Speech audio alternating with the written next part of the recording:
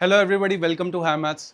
So in this video, we'll be talking about 5 great problems of permutations जो कि आपके school exams as well as JEE के लिए बहुत हेल्पफुल हो सकते हैं. तो देखते हैं इनमें क्या क्या कॉन्सेप्ट्स यूज हो रहे हैं. So first problem is find the number of ways of arranging the letters of the word triangle so that the relative positions of vowels and consonants are not disturbed. तो word हमारे पास है triangle. इसमें number of walls अगर हम count करें तो these are 3 vowels I A and E. और consonants अगर हम देखें तो 5 कॉन्सोनेंट्स हैं T R N G and L. तो रिलेटिव पोजीशन इनकी चेंज नहीं होनी चाहिए. मतलब अगर थर्ड पोजीशन पे हमारे पास वॉल है आई, तो थर्ड पोजीशन पे वॉवल ही आना चाहिए. पर ऐसा जरूरी नहीं है कि आई आएगा, ए या ई भी आ सकता है. तो इस क्वेश्चन को हमें कैसे करना है, हम देखते हैं कि 5 पोजीशंस हैं कॉन्सोनेंट्स की.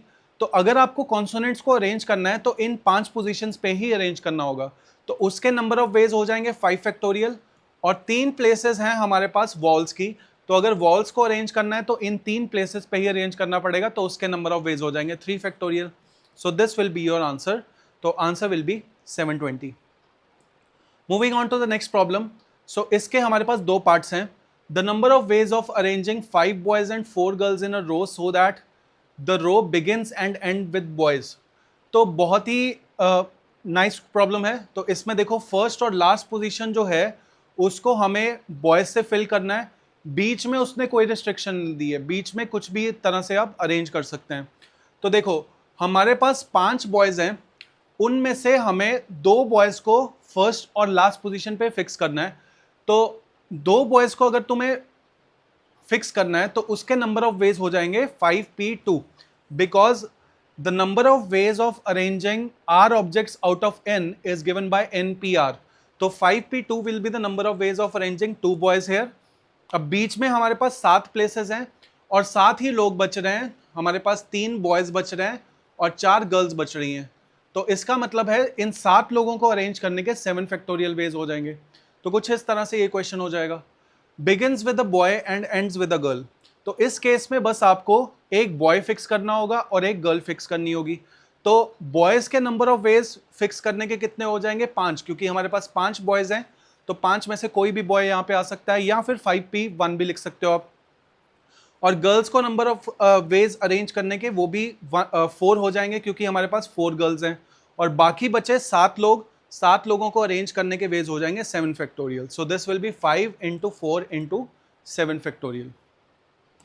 Next problem is find the number of ways of permuting the letters of the word picture so that all the vowels come together. So first part is सारे vowels एक साथ आने चाहिए. तो जब सारे vowels एक साथ आने चाहिए, जब भी ऐसा क्वेश्चन आता है जब कि आपको सबको एक साथ रखना है, तो it is done with unit method कि आप उस सबको एक यूनिट मान लेते हो.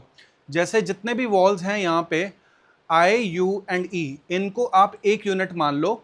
तो जैसे ही आपने इनको एक यूनिट माना, हमारे पास अब कितने यूनिट्स हो गए, हमारे पास अब 4 कॉन्सोनेंट्स हैं और एक यूनिट है 3 वॉल्स का. तो इनको अरेंज करने के वेज हैं 5 फैक्टोरियल वेज. अब क्योंकि ये जो 3 वॉल्स हैं ये आपस में भी अरेंज हो सकते हैं, इनका इंटरनल अरेंजमेंट हो सकता है, तो उनके नंबर ऑफ वेज हो जाएंगे 3 फैक्टोरियल.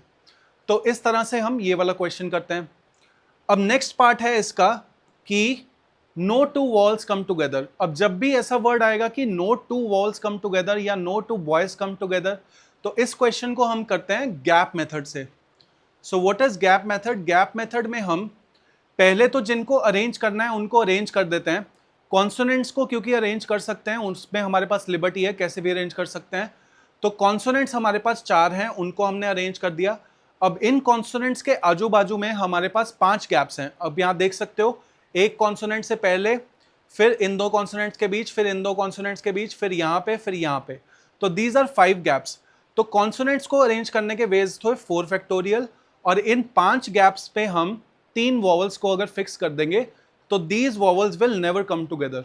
तो गैप मेथड से हम इस क्वेश्चन को सॉल्व कर सकते हैं. 4 फैक्टोरियल इनटू 5 प्लेसेस पे आपको 3 वॉवल्स को अरेंज करना है, तो 5p3 मल्टीप्लाई यहाँ पे कर देंगे. So answer will be this. So let's see the next problem. इसमें उसने बोला है the relative position of vowels and consonants are not disturb. This is same as the triangle वाला क्वेश्चन. इसको आप कर सकते हैं.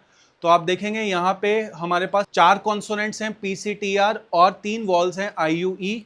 तो 4 कॉन्सोनेंट्स कि रिलेटिव पोजीशन चेंज नहीं होनी चाहिए, so that can be done in 4 factorial veg, और 3 वॉल्स की रिलेटिव पोजीशन नहीं चेंज होनी चाहिए, that can be done in 3 factorial veg. Now next problem is the number of ways of arranging 5 different math books, 4 different physics books and 3 different chemistry books so that the books of same subject are together. तो ऐसा समझेंगे हम, इनको एक unit मान लेंगे, 5 maths books को एक यूनिट मान लिया, 4 फिजिक्स बुक को एक यूनिट मान लिया, 3 केमिस्ट्री बुक्स को थर्ड यूनिट मान लिया. अब जब यूनिट्स हम देखेंगे, हमारे पास 3 यूनिट्स हैं, इनको अरेंज करने के वेज हैं 3 फैक्टोरियल वेज. बट क्योंकि ये बुक्स डिफरेंट हैं, ये आपस में भी अरेंज हो सकती हैं, तो 5 math books can be arranged in 5 factorial veg, 4 physics books arrange हो सकती हैं 4 फैक्टोरियल वेज में, 3 केमिस्ट्री बुक्स हो सकती हैं 3 फैक्टोरियल वेज में.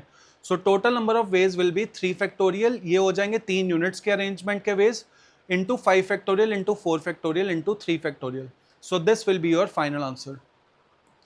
And our last problem is of the rank. तो रैंक का प्रॉब्लम जेई में भी बहुत बार पूछा जा चुका है, तो इसको हम थोड़ा डिटेल में स्टडी करेंगे. The letters of the word prison are permuted in all the possible ways and words thus formed are arranged in dictionary order. Find the rank of the word prison. तो आप ऐसा समझो कि इस word के अगर हम डिफरेंट परमुटेशंस देखें तो there are 6 factorial permutations, which means total 720 permutations हैं. अगर उनको मैं डिक्शनरी के ऑर्डर में अरेंज करना शुरू कर दूं, अल्फाबेटिकल ऑर्डर में, तो प्रिजन जो वर्ड है ये कौन से नंबर पे आएगा वो हमें बताना है. That will be the rank of the word prison.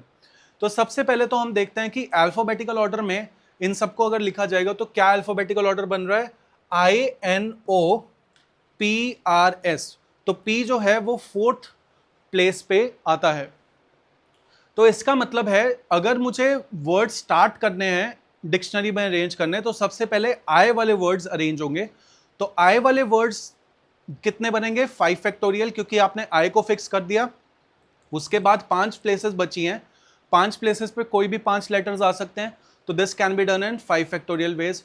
उसके बाद एन से स्टार्ट होने वाले वर्ड्स, तो वो भी 5 फैक्टोरियल हो जाएंगे. ओ से स्टार्ट होने वाले वर्ड्स, वो भी कितने हो जाएंगे, 5 फैक्टोरियल. फिर जब हम आएंगे पी से स्टार्ट होने वाले वर्ड्स पे, तो स्टार्टिंग में ही आपको प्रेजेंट वर्ड नहीं मिलेगा. पी से स्टार्ट होने वाले वर्ड्स में पहले पी आई वाले वर्ड्स आएंगे. तो पी आई वाले कितने वर्ड्स होंगे, पी आई दोनों को फिक्स किया तो वी हैव 4 प्लेसेस लेफ्ट, तो 4 फैक्टोरियल वेज यहां पे हो जाएंगे. पी एन वाले वर्ड्स उसके बाद आएंगे, तो इसके भी 4 फैक्टोरियल वेज. पी ओ वाले वर्ड्स, इसके भी 4 फैक्टोरियल वेज. तो इन सबको हमें ऐड करते जाना है और हमें प्रेजेंट तक पहुंचना है. अब जब पी आर पे आएंगे तो पी आर के बाद नेक्स्ट लेटर होगा, that will be P R आई.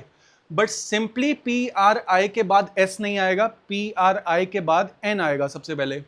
तो पी आर आई एन, इसके बाद हमारे पास 2 फैक्टोरियल वर्ड्स बन सकते हैं. पी आर आई ओ, इसके बाद भी 2 फैक्टोरियल वर्ड्स बन सकते हैं. जब हम आएंगे पी आर आई एस, तो उसके बाद सबसे पहले P R I S N आएगा, क्योंकि ओ जो है एन के बाद आता है. तो जब यहाँ पे एन फिक्स करेंगे तो अगला वर्ड हो जाएगा एन ओ, और उसके अगला वर्ड विल बी प्रिजन. तो इसका मतलब है अगर मुझे रैंक कैलकुलेट करनी है तो जितने भी यहाँ पे हमने वर्ड्स कैलकुलेट किए हैं उन सबको ऐड कर दो, तो that will be your rank. 438 is the correct answer. तो कुछ इस तरह से हमने ये 5 प्रॉब्लम्स देखे परमुटेशंस के. Stay tuned for more videos. Like the video and subscribe the channel. Thank you.